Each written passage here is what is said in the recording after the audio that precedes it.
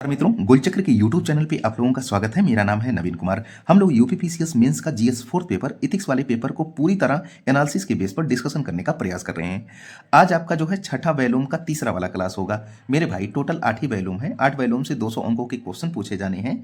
आज आपका जो है छठा वाला वैल्यूम का तीसरा क्लास, ऐसे ऐसे छठा वैल्यूम भी समाप्त हो जाएगा। फिर 2 वैल्यूम बचेगा, वो भी लगे हाथ 1 हफ्ता 10 दिन में हम समाप्त कर देंगे। मतलब कि 200 अंकों पे आपकी जबरदस्त अप्रोच होने वाली है। और ये मैं आपको गारंटी के साथ कहता हूं कि चाहे आप कोचिंग संस्थानों के क्वेश्चन हल करें या फिर जो है आयोग के क्वेश्चन हल करें, किसी प्रकार की कोई भी समस्या आपको नहीं होने वाली है। सर आते हैं अपने टॉपिक पे, ठीक है ना। आज का आपका जो टॉपिक है छठे वाली वैल्यूम का, सरकार में सूचना का आदान प्रदान और पारदर्शिता, information sharing and transparency in the government, ये आपका टॉपिक है। तो जब हम सूचना के अधिकार की बात करते हैं या सूचना की बात करते हैं तो हमको अनुच्छेद 19 और अनुच्छेद 21 ध्यान में आता है, क्योंकि माननीय सुप्रीम कोर्ट ने सूचना के अधिकार को फंडामेंटल राइट या फिर मूल अधिकार का एक भाग घोषित कर रखा है, ठीक है ना। तो सारा कुछ हम कोरिलेट करके पढ़ेंगे। समझिए जरा ना कि अगर आपको जो है सूचना का अधिकार है या सूचना आपको मिलती है तो इससे तो एक तो लोकतंत्र पे प्रभाव जबरदस्त पड़ेगा, सकारात्मक प्रभाव पड़ेगा। दूसरा, जो शासन प्रणाली हमारी होती है वो पारदर्शी होती है, वो भ्रष्टाचार रहित होती है ना। तो इसीलिए हम जो है सूचना का आदान प्रदान, पारदर्शिता, आरटीआई एक्ट 2005, ये सब सारी चीजें पढ़ते हैं। आते हैं फिलहाल अपने जो है नोट पे कि क्या यहाँ पे लिखा गया है कि सरकार के विभिन्न अंगों, कार्यपालिका, विधायिका, न्यायपालिका तथा सरकार और नागरिकों के बीच सूचना का आदान प्रदान या प्रवाह एक स्वस्थ लोकतंत्र तथा पारदर्शी पूर्ण शासन के लिए बेहतर आवश्यक है। तो ये आप एक प्रकार की भूमिका या प्रस्तावना दे सकते हैं कि सरकार में सूचना का आदान प्रदान व पारदर्शिता के लिए, ठीक है ना। फिर यहाँ पे देखना, विभिन्न कार्यों को करने के लिए सूचना मनुष्य की मूलभूत आवश्यकता है। भाई आप जैसे कि ना कि इतने समय यूपीपीसीएस को लेकर के, लोक सेवा आयोग के लेकर के एक दुविधा बनी हुई है, सारी चीज़ें वो छुपा रहा है। यहाँ तक कि आरटीआई एक्ट भी अच्छे से वो मान्य नहीं कर रहा है। अगर हमारे पास सूचनाएं होती तो हम अच्छे से प्लानिंग कर पाते ना हम स्टूडेंट। इसलिए कहते हैं कि मूलभूत हमारी आवश्यकता है क्या, सूचना मनुष्य की। आम जनमानस तक सही व पारदर्शी सूचनाओं से लोकतांत्रिकरण को बढ़ावा मिलता है। सूचनाएं लोकतांत्रिक सरकार का आधार, जो नागरिकों के सामाजिक, आर्थिक, राजनीतिक जीवन पर प्रभाव डालती हैं। तो ये कुछ जो है आप सूचनाओं के माध्यम से किस प्रकार की जरूरतें और आवश्यकता और शासन प्रणाली और लोकतंत्र के लिए बेहतर हो सकती हैं, यहाँ पे आप दिखा सकते हैं भूमिका के रूप में। अगर मैं कहूँ कि इसका इंपॉर्टेंस क्या है सूचना का, तो पहला कि नीति निर्माण में ये सहायक होता है। दूसरा, निर्णयों में गुणवत्ता आती है। तीसरा, प्रशासनिक दक्षता बेहतर होती है, ठीक है ना। फिर अधिकारों की प्राप्ति लोग कर सकते हैं अपने, भाई अनुच्छेद 19 और अनुच्छेद 21 आपको दोनों प्राप्त हो सकता है, ठीक है। भ्रष्टाचार पर लगाम लग सकती है, लोकतंत्र को बल मिलता है, सामाजिक आर्थिक जीवन आपका बेहतर होगा, लैंगिक असमानता कम होगी, मतलब कि महिला सशक्तिकरण हो सकेगा, नीति निर्माण में सहायता। तो ये इसके कुछ इंपॉर्टेंस है, ठीक है। आते हैं नेक्स्ट पेज पे देखना जरा, सूचना में पारदर्शिता। तो सवाल है कि सूचना में जो पारदर्शिता, ट्रांसपेरेंसी होगी तो उसका क्या इंपॉर्टेंस होगा, या ट्रांसपेरेंसी जब होती है तो कौन कौन से फैक्टर की जरूरत हमको पड़ती है। तो पारदर्शिता का अर्थ हम जानते हैं कि सरकारी निर्णय, नीतियां, खर्च और प्रक्रिया जनता के लिए खुली होनी चाहिए, स्पष्ट होनी चाहिए और सुलभ होनी चाहिए। इसी को हम क्या कह सकते हैं, पारदर्शिता कह सकते हैं। तो शासन में पारदर्शिता सुशासन के लिए बेहतर, बहुत बेहद महत्वपूर्ण है, ठीक है ना। जो गुड गवर्नेंस होता है उसके लिए पारदर्शिता, ट्रांसपेरेंसी बेहद एक इंपॉर्टेंट फैक्टर साबित होता है। तो अगर मैं कहूं कि भाई जो पारदर्शिता है उसके लिए क्या जरूरी होना चाहिए, पहला चीज कि सूचना का अधिकार होना चाहिए। दूसरा, सार्वजनिक फंड का सदुपयोग होना चाहिए। तीसरा, पक्षपात रहित होना चाहिए, मतलब कि जो है गैर तरफदारी की भावना होनी चाहिए, गुण होना चाहिए। फिर जन सेवक की दक्षता होनी चाहिए, है ना। जन सेवक मतलब कि जो ब्यूरोक्रेट्स हैं उनकी दक्षता, उनकी कार्यकुशलता बेहतर होनी चाहिए। जन भागीदारी होनी चाहिए, खुलापन होना चाहिए, है ना, पूरा ओपन होना चाहिए, ऐसा नहीं कि सारी चीजें आप छुपाएं कुछ चीजें।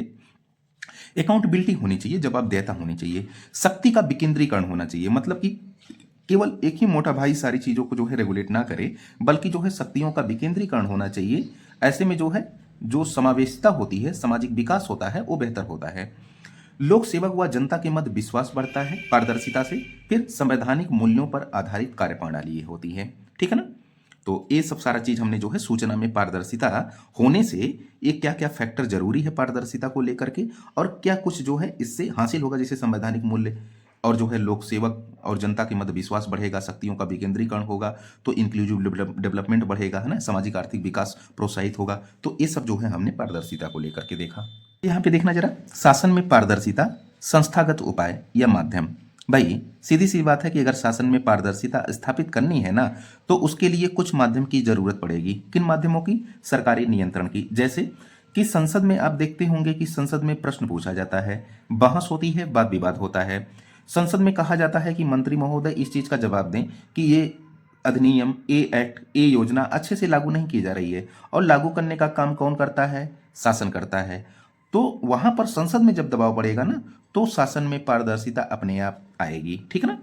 अब यहां पे देखना दूसरा है कि व्यवस्थापिका ढांचा। व्यवस्थापिका ढांचा मतलब कि जो कार्यपालिका ने एक ढांचा बना के रखा है, जैसे आरटीआई अधिनियम 2005, इसको हम राइट टू इंफॉर्मेशन एक्ट 2005 कहते हैं। नागरिकों को एक विधिक अधिकार दिया जाता है ताकि वो जो है सरकार की अथॉरिटी से अपने अधिकारों का जो है प्रयोग करते हुए उनसे सूचना प्राप्त कर सकें। ठीक है ना? तो ये भी जो है जब आप सूचना मांगेंगे किसी जो है अथॉरिटी से, तो शासन में क्या होगी? पारदर्शिता होगी। समय पर वस्तु तथा सेवा डिलीवरी, ये भी जो है पारदर्शिता को शासन में बढ़ावा देती है।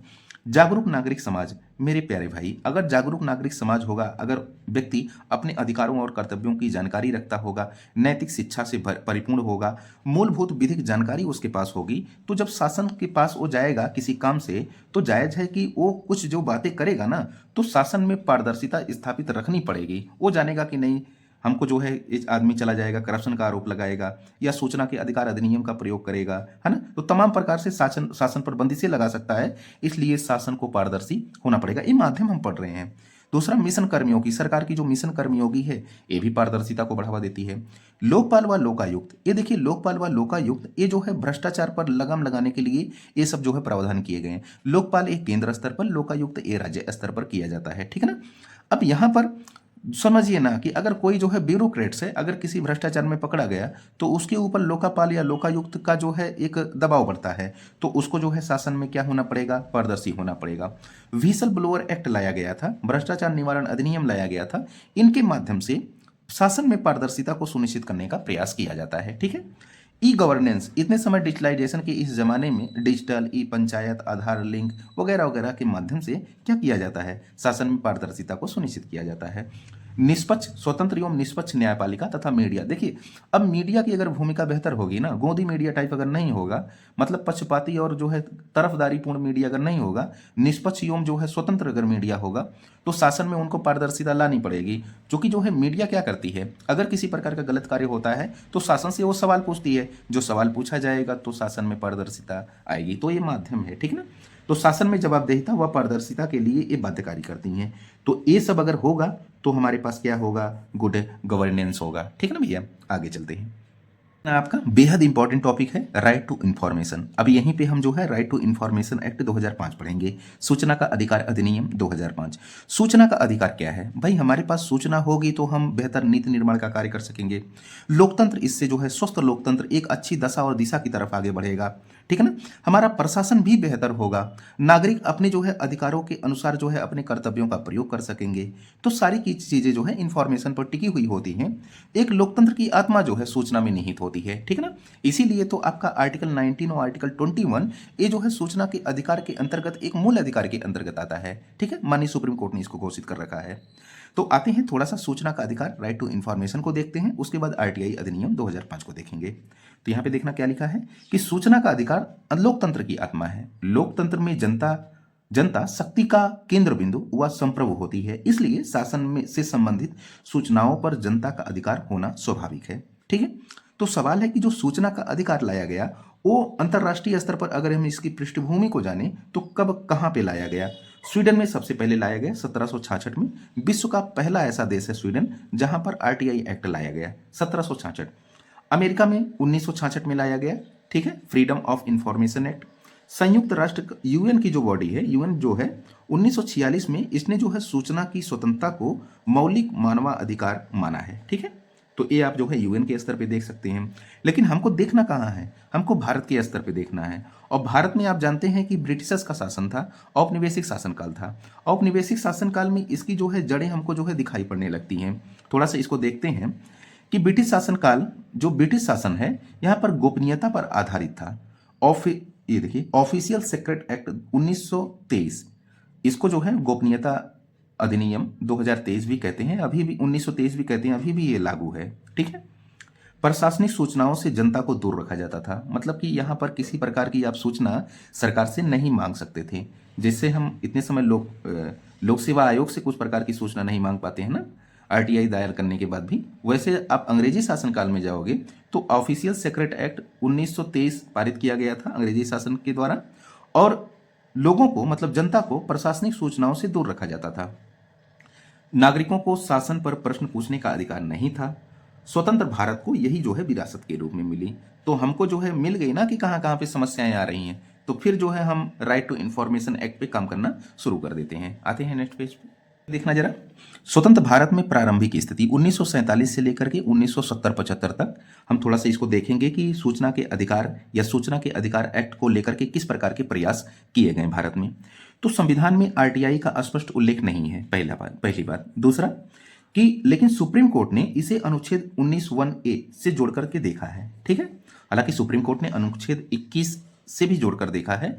यहाँ पर जो जीवन जीने की स्वतंत्रता है, जीवन जीने की स्वतंत्रता मतलब कि जो है सम्मान एवं प्रतिष्ठापूर्ण जीवन जीने की स्वतंत्रता की बात करता है, और उसके लिए जीवन जीने की स्वतंत्रता में आपको सूचना का अधिकार एक बेहतर फैक्ट साबित होता है आपके जीवन के लिए, ठीक है। इसीलिए आर्टिकल 21 का भी पार्ट बताया गया है।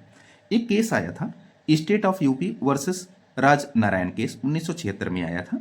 इसमें लोकतंत्र में सरकार को जनता से कुछ भी छिपाने का अधिकार नहीं है, ऐसा माननीय सुप्रीम कोर्ट ने इसमें बोला था, ठीक है। ये देखिए मैं बेस एक आपको दे रहा हूं।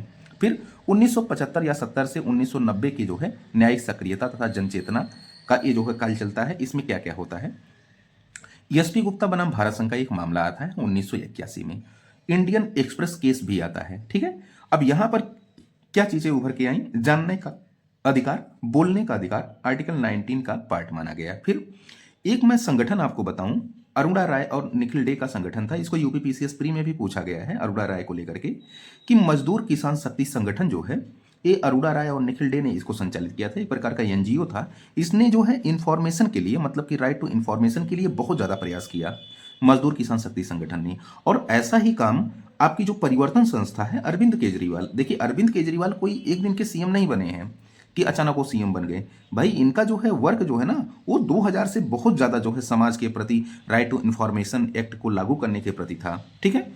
तो ये परिवर्तन नामक जो है एनजीओ डालते हैं। हालांकि बाद में 2006 में इनको जो है रमन मैग्सेसे पुरस्कार भी संचालित जो है प्रदान किया जाता है अरविंद केजरीवाल को। तो इनकी परिवर्तन नामक संस्था की भी बेहतर भूमिका। हमारा पैसा हमारा हिसाब आंदोलन चलाया गया। तो ये सब कुछ ऐसे आंदोलन, कुछ एनजीओज, कुछ सुप्रीम कोर्ट के डिसीजन, ये जो है एटलीस्ट 2005 तक जा करके जो है सरकार को बाध्य कर देते हैं कि नहीं आप सूचना का अधिकार अधिनियम अब लाइए ही लाइए, ठीक है। तो बाद में आरटीआई एक्ट 2005 लाया जाता है। उसको नेक्स्ट पेज पे देखते हैं। ये देखना जरा, सूचना का अधिकार अधिनियम 2005, इसको जो है राइट टू इंफॉर्मेशन एक्ट 2005 कहते हैं, ठीक है। एक जो है थॉमस जेफरसन है, वो क्या कहते हैं कि सूचनाएं लोकतंत्र की पूंजी होती हैं। तो ये आप कोटेशन वगैरह डाल सकते हैं। 15 जून 2005 को संसद में पारित किया गया। 12 अक्टूबर 2005 को पूरे देश में लागू कर दिया गया सूचना का अधिकार अधिनियम, ठीक है। इतने समय प्रधानमंत्री देश के थे प्रधानमंत्री मनमोहन सिंह। फिलहाल इसमें प्रावधान क्या होता है, जो आरटीआई एक्ट 2005 है इसमें प्रावधान यही है कि कोई भी नागरिक सार्वजनिक प्राधिकरण से सूचना मांग सकता है, ठीक है। दूसरा, सामान्य सूचना उसको 30 दिन के भीतर देनी होती है प्राधिकरण को। और जो जीवन से संबंधित, मान लीजिए कि कोई जीवन मरण से संबंधित, किसी के जो है लाइफ से संबंधित कोई मुद्दा हो तो उसकी सूचना 48 घंटे के भीतर देनी पड़ती है। फिर तीसरे पक्ष से, मतलब कि ए बी से गया सूचना मांगने सी के बारे में, तो तीसरा पक्ष हो गया ना भैया। तो फिर जो है तीसरे पक्ष से संबंधित अगर सूचना लेनी है तो 40 दिन के भीतर दी जाती है, ठीक है। लागत क्या आती है, अगर आप आरटीआई आवेदन जो है लेते हैं तो इसका जो शुल्क होगा वो 10 रुपये का होता है। बीपीएल जो बिलो पॉवर्टी लाइन के जो नागरिक होते हैं उनको जो है निःशुल्क दिया जाता है ये आवेदन करने के लिए, ठीक है, सूचना मांगने के लिए। फिर अब इसका देखिए प्रोसेस क्या होता है, मैं एक बार आपको बता दूं थोड़ा सा। जो आरटीआई आवेदन आप करोगे ना तो वहां पर आपको पीआईओ से मतलब कि इंफॉर्मेशन मांगोगे, ठीक है। इसको जो है लोक सूचना अधिकारी कहते हैं, पब्लिक इंफॉर्मेशन ऑफिसर कहा जाता है। अगर ये सामान्य सूचना होगी 30 दिन के भीतर देगा, अदरवाइज अगर जीवन से संबंधित कोई सूचना होगी 48 दिन के भीतर देगा। मान लीजिए ये सूचना देने से मना कर देता है या गलत आपके जो है आवेदन को कर देता है तो आप अपील कहाँ करोगे, प्रथम अपीली अधिकारी के पास करोगे। तो ये आपको 30 से 35 दिन के भीतर सूचना देगा। मान लीजिए दुर्भाग्य ये भी नहीं माना, तो उसके बाद आप द्वितीय अपील करोगे। कहाँ पे? मान लीजिए कि अगर आप जो है कोई डीएम है वो आपके जो है शिकायतों को नहीं सुन रहा है, तो ऐसे में आप, चूंकि वो केंद्र का विषय है, तो केंद्रीय सूचना आयोग के पास जाओगे। अगर एसडीएम होगा तो उसके पास आप जो है राज्य सूचना आयोग के पास अपील रखोगे। तो ये कितने दिन के भीतर फिर दिया जाएगा आपको? 90 दिन के भीतर दिया जाएगा। ठीक है ना? चूंकि ये बाध्यकारी होता है, एक्ट है ना, कानून है, देखिए, तो ये का विधिक अधिकार है। आते हैं नेक्स्ट पेज पे, देखना जरा आरटीआई अधिनियम 2005 जो है उसका इंपॉर्टेंस क्या क्या है। देखिए यहाँ से 100% आपका क्वेश्चन आना ही आना है। ठीक है ना? आरटीआई अधिनियम, सूचना का अधिकार अधिनियम 2005 का महत्व क्या है, ठीक है ना, या फिर जो है भारत के शासन व्यवस्था या लोकतंत्र के डायमेंशन से इसका इंपॉर्टेंस पूछता है, तो ये आपको पता ही होना चाहिए। पहला है कि शासन में अधिकतम लोगों की भागीदारी सुनिश्चित हो सकती है। ठीक। दूसरा, शासन में पारदर्शिता, खुलापन व अकाउंटेबिलिटी, जवाबदेहिता सुनिश्चित हो सकती है। तीसरा, लोकतांत्रिक निर्णय प्रक्रिया में जनता की भागीदारी हो सकेगी। चौथा, सुशासन, गुड गवर्नेंस का ये आधार या बेस बनता है। तीसरा, चौथा, पांचवा, फिर कह रहा है कि लोक केंद्रित शासन सुनिश्चित हो सकेगा, वंचित वर्गों का कल्याण सुनिश्चित हो सकेगा, सरकार व प्रशासन पर सकारात्मक दबाव बढ़ता है, नीति निर्माण में सहायता मिलती है, संविधान के अनुच्छेद 19 और 21 एवं लोकतंत्र की भावना के अनुकूल होता है। ये इसका इंपॉर्टेंस है। तो आई होप आपको इंफॉर्मेशन आप लिखेंगे, प्रैक्टिस करेंगे, आसानी से याद हो जाएगा। ठीक है। आरटीआई एक्ट 2005 का जो धारा 8 है वो क्या कहती है कि कुछ सूचना आप नहीं दे सकते हो। मतलब कि सूचना देने से मना किया जा सकता है। किस प्रकार की सूचना? जो राष्ट्रीय सुरक्षा व संप्रभुता से संबंधित हो, जो राष्ट्रीय आर्थिक हित से संबंधित हो, जो विदेशी संबंधों से संबंधित हो, जो कानून का क्रियान्वयन तथा न्यायिक प्रक्रिया से संबंधित हो, जो व्यापारी गोपनीयता तथा वाणिज्यिक विश्वसनीयता से संबंधित हो, जो व्यक्तिगत सुरक्षा, निजी गोपनीयता, इनसे संबंधित अगर कोई मुद्दा होगा, एकता, अखंडता, राष्ट्र की सुरक्षा, इनसे संबंधित ये सब मुद्दा होगा ना, तो आपको इंफॉर्मेशन नहीं दिया जाएगा। मतलब कि आरटीआई एक्ट 2005 का प्रयोग आप नहीं कर पाओगे। ठीक ना भैया? आधिकारिक गोपनीयता अधिनियम 1923 ये अंग्रेजी शासनकाल में लाया गया था। इसका अंग्रेजों ने काफी दुरुपयोग किया था। मतलब किसी प्रकार की सूचना देने से वो बच रहे थे, है ना। ये कहते थे कि हमारी राष्ट्रीय सुरक्षा के लिए खतरा है, कूटनीति तथा जासूसी के लिए हमारे खतरा हो जाएगा, इसलिए हम जो है सूचना नहीं दे सकते भारतीय जनता को। तो इसीलिए इसका दुरुपयोग किया गया। और बड़े दुर्भाग्य की बात है कि अभी भी ये अधिनियम लागू है। ठीक है ना। हालांकि द्वितीय एआरसी की रिपोर्ट बताती है कि इसको खत्म कर देना चाहिए, लेकिन अभी भी ये बना हुआ है। पढ़ते हैं थोड़ा सा। ब्रिटिश शासनकाल 1923 में लागू किया गया था इसे, आधिकारिक गोपनीयता अधिनियम 1923 को, जो आज भी हमारे देश में लागू है। इस अधिनियम के तहत राष्ट्रीय सुरक्षा, कूटनीति, जासूसी आदि जो है जानकारियों को आरटीआई के दायरे से बाहर रखा जाता है। देखिए, मतलब कि जो आरटीआई एक्ट 2005 है उसके दायरे से बाहर रखा गया है। इसको लेकर के समय समय पर विवाद होते रहते हैं। हालांकि जो है सेकंड एआरसी ने भी इसे जो है निरस्त करने की बात कही है कि अंग्रेजों का शासनकाल का कानून है, निरस्त करिए, आप अपडेट कानून को ही बनाइए। देखिए यहाँ पे आरटीआई एक्ट 2005 की कुछ चुनौतियां हैं। इसको हमने चूंकि जो कि देखिए 2005 में लाया गया था, ठीक है। अच्छा, 12 अक्टूबर को चूंकि ये लागू हुआ, आज 19 अक्टूबर है ना, 17-18 अक्टूबर जो भी होगा, तो जब 12 अक्टूबर हुआ तो 20 साल इसके पूरे हो गए थे। तो 20 साल में कुछ रिपोर्टें आई, वो बताती हैं किसी प्रकार की, कुछ प्रकार की चुनौतियां उभर के आई हैं। तो अगर आपसे चुनौती पूछे आरटीआई एक्ट को लेकर के, तो एकदम हमने जो है पूरी तरह अपडेट करके इसको लिखा है। ठीक है। तो ये आप पॉइंट डाल सकते हैं। कौन कौन सी चुनौतियां? अधिकांश सूचना आयोगों में 1 वर्ष से ज़्यादा समय लग रहा है। मतलब कि सूचना तो 30 दिन के भीतर देनी होती है, लेकिन टाइम में कितना लगा रहे हैं? 1 साल से ज़्यादा। अरे अपना लोक सेवा आयोग ही देखिए ना, वो कहता है कि 1.5 से 2 साल बाद हम आपको सूचना देंगे। बड़े दुर्भाग्य की बात है। ठीक है। फिर कह रहा है कि विलंब मतलब कि जो है बहुत ज़्यादा पोस्टपोन चीज़ें होती हैं, विलंब होता है, ये चीज़ें बढ़ी हैं। तेलंगाना तो 29 वर्ष कुछ कुछ ऐसे मामले हैं, त्रिपुरा में 23 वर्षों तक। नियुक्तियों का ना होना, मतलब कि नियुक्तियां मतलब कि नहीं होती हैं, इसलिए जो है चीजें बाधित रहती हैं। आयोग का निष्क्रिय पड़े रहना, निष्क्रियता बहुत ज्यादा है, डोरमेंट बहुत ज्यादा चीजें हैं। जैसे झारखंड, हिमाचल प्रदेश में तो जो सारी चीजें निष्क्रिय पड़ी हुई हैं, और ऐसे मध्य प्रदेश, आप तेलंगाना देखोगे, राजस्थान देखोगे, तो वहां का जो वहां का जो सूचना आयोग है वो भी पूरी तरह जो है अच्छे से कार्य नहीं कर पा रहा है। फिर आधिकारिक गोपनीयता अधिनियम 1923 की बाधा, ये अभी भी लागू है ना, हमने ये बताया ना ये वाला, तो अभी भी इसका लागू है। तो एक चुनौती तो ये भी बन के रहे। अरे अब यहाँ पे देखना, जो आरटीआई कार्यकर्ता हैं इनको जो है धमकियों का सामना करना पड़ता है। जैसे मान लीजिए कि हम आरटीआई कार्यकर्ता हैं, आपके अधिकार प्रभावित हो रहे हैं किसी सूचना से, तो हम जा करके जो है उस प्राधिकरण से सूचना मांग रहे हैं, तो हमको मतलब कि ए नाम के व्यक्ति को हमको जो है ये धमकियां मिल रही हैं कि आप क्यों जो है बेकार में शासन से लड़ने का प्रयास कर रहे हो। तो इसके लिए व्हिसल ब्लोअर एक्ट जो है ये इनको सुरक्षा प्रदान करता है, जो कार्यकर्ता वगैरह हैं। हालांकि व्हिसल ब्लोअर एक्ट को अच्छे से लागू नहीं किया गया है, अच्छे से उन सब चीज़ों को लागू किया जाना चाहिए। तो समझते हैं इसके समाधान क्या हो सकते हैं।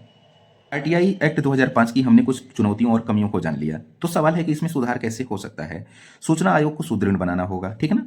नियुक्तियां जो है, जो अपॉइंटमेंट होता है उसको हमको समय पर करना होगा। आयुक्तों के लिए एक जो है प्रदर्शन मानक निश्चित करना पड़ेगा। प्रदर्शन मानक भैया देखिए, आपको 1 महीने के अंदर इतना जो है सूचना उपलब्ध करवानी पड़ेगी। मतलब विलंबता, पेंडिंग बहुत ज़्यादा केस है यार, ये समस्या आ रही है। तो ये जो है प्रदर्शन मानक निश्चित करना पड़ेगा। प्रौद्योगिकी का समावेश करना पड़ेगा, जैसे एआई, आर्टिफिशियल इंटेलिजेंस, चैटबॉट, इनका प्रयोग हमको करना पड़ेगा। कानून का जो है कठोर अनुपालन करना पड़ेगा। व्हिसल ब्लोअर एक्ट को जो है पूर्ण रूप से लागू करना पड़ेगा, ठीक है ना, ताकि सामाजिक जो कार्यकर्ता हैं, आरटीआई सामाजिक कार्यकर्ता, उनके ऊपर जो है किसी प्रकार का दबाव न बढ़ सके। फिर जन जागरूकता में अगर वृद्धि होगी तो जायज़ है कि अपनी इन्फॉर्मेशन वो हासिल अच्छे से कर सकते हैं। तो ये कुछ सुधार हो गया। तो सवाल है कि भाई इससे मेंस के क्वेश्चन क्या आए हैं। सरकार में व सरकार तथा जनता के मध्य सूचनाओं का आदान प्रदान व पारदर्शिता किस प्रकार शासन व्यवस्था व मजबूत लोकतंत्र के लिए आवश्यक है, ये चर्चा करनी है। यूपीपीसीएस का क्वेश्चन है। फिर सूचना का अधिकार अधिनियम 2005 के महत्व क्या है, इसमें उत्पन्न चुनौतियों व समस्याओं का समाधान, मतलब कि वही चुनौतियां व समाधान का उल्लेख हमको करना है। तो ये आपका दूसरा क्वेश्चन है। देखिए यहाँ से क्वेश्चन 100% एक ना एक दो क्वेश्चन आना ही आना है। जो आपका जीएस सेकंड पेपर है और जीएस फोर्थ पेपर है, ये दोनों टॉपिक से आपका रिलेट होता है, ठीक है ना। तो आज के लिए फिलहाल इतना ही करते हैं। कल जो है कोड ऑफ एथिक्स और कोड ऑफ कंडक्ट के साथ साथ किसी जो है नागरिक चार्टर वगैरह को लेकर के डिस्कशन करते हैं। धीरे धीरे देखिए छठा वैल्यूम भी आपका समाप्त हो जाएगा, फिर 2 वैल्यूम और बचेंगे, उसको भी समाप्त कर देंगे तो इथिक्स आपका कंप्लीट हो जाएगा। बिल्कुल सबसे बड़ी बात तो आपका 0 रुपीज़ में है, मतलब कि एकदम फ्री ऑफ कॉस्ट हम दे रहे हैं ना। तो और हम मेहनत इस पर कर रहे हैं मेरे भाई, ठीक है। ऐसा नहीं कि हम इसको पढ़ा रहे हैं तो 5000 वर्ड दे रहे हैं फिर आपको उसमें छांटना पड़ रहा है, ऐसा नहीं। सारा कुछ आपको कोर पॉइंट्स निकाल के दे रहे हैं ताकि आपको लिखने में आसानी हो, ठीक है। मिलते हैं कल, आज के लिए फिलहाल इतना ही। Thank you so much.